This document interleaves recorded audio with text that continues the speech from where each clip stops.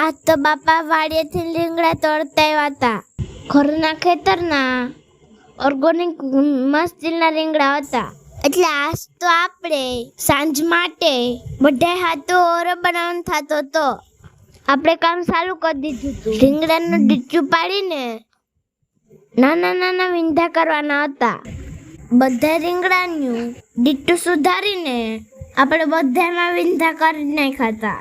હવે તો આપણે બારોબાર રીંગણા હેકવા જવાના હે. પછી તો આપણે દીટલાનો પાથરો ભરી લીધો. ધૂણી કરી રીંગણા હેકવાનું છે આમાં. પછી તો આપણે દીટલાને ઢેગલો કરી લીધો. પછી એક એક કરી રીંગણાને ગોઠવી લીધા. પછી તો આપણે દેવા હારી મારીને ધૂણી હરગાવી નાખી હતી. હવે આપણા રીંગણા ઘડીકમાં મસ્તીના હેકા જાય છે.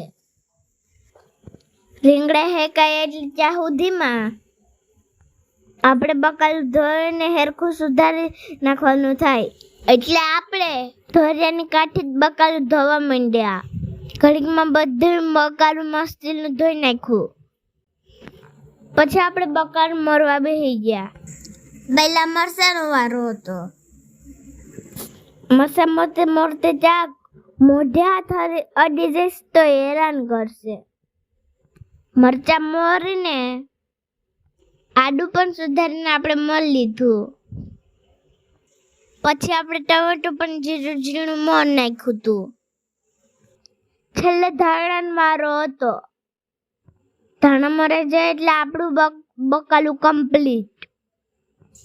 ધાણા તો મોરાઈ ગયા પણ ડુંગળી આપણી બાકી રહી ગઈ હતી. પછી આપણે ડુંગળી ગોતી લીધી. હેલ્મેટનો વેદનો આવ્યો એટલે ડુંગળી મળવાની થોડીક તકલીફ પડવાની છે. થોડીક વારમાં તો આપણે રોતા રોતા ડુંગળી મોરી નાખી. બકાલો આપણું મોરાણું ક્યાં? આપણા રીંગણા હેકાઈ જતા. પછી તો આપણે એક એક કરી રીંગણા ધૂણીમાંથી કાઢી લીધા. આ રીંગણા ધકચાય સો અડ્ડા નહીં એટલાને આપણે બધા રીંગણા કાઢી લીધા. પછી તો આપણે હેકેલા રીંગણા ફોલવા બેસી ગયા. રીંગણા થોડા થોડા ધકતા હતા એટલે રીંગણા ફોલવામાં થોડીક વાર લાગી હતી.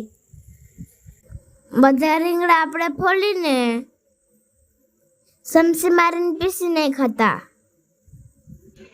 પછી તો આપણે રસોડામાં જઈને આપણે રહન ખાંડમાં બેસી જતા. થોડીક વારમાં આપણે રહન ખાંડી નાખ્યું હતું.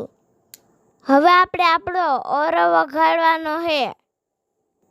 પછી તો આપણે તેલ નાખી લીધું અને તેલ નાખીને ગેસ ચાલુ કરી લીધો.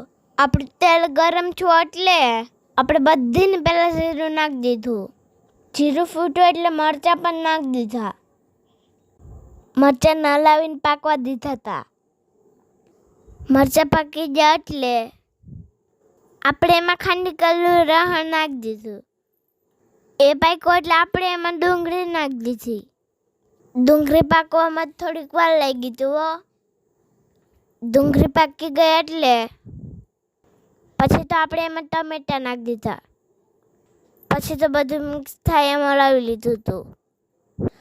પછી આપણે એમાં થોડીક હળદર ને થોડુંક મીઠું નાખી દીધું હતું.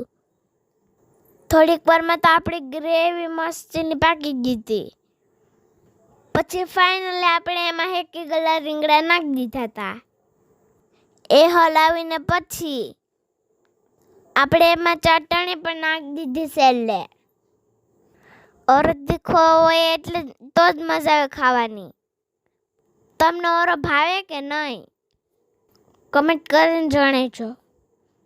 હવે આપણો ઓરો એક નંબર બની ગયો તો પછી તો આપણે ઓરો ઉતારી લીધો ને. તમને અમારા ઓરડાનું લુક કેવું લાગ્યું કમેન્ટ કરીને જણાવજો. તો તમને અમારો આ વિડીયો પસંદ આવ્યો હોય તો વિડીયોને લાઈક કરી દેજો, શેર કરી દેજો અને ચેનલને કરી દેજો સબસ્ક્રાઈબ.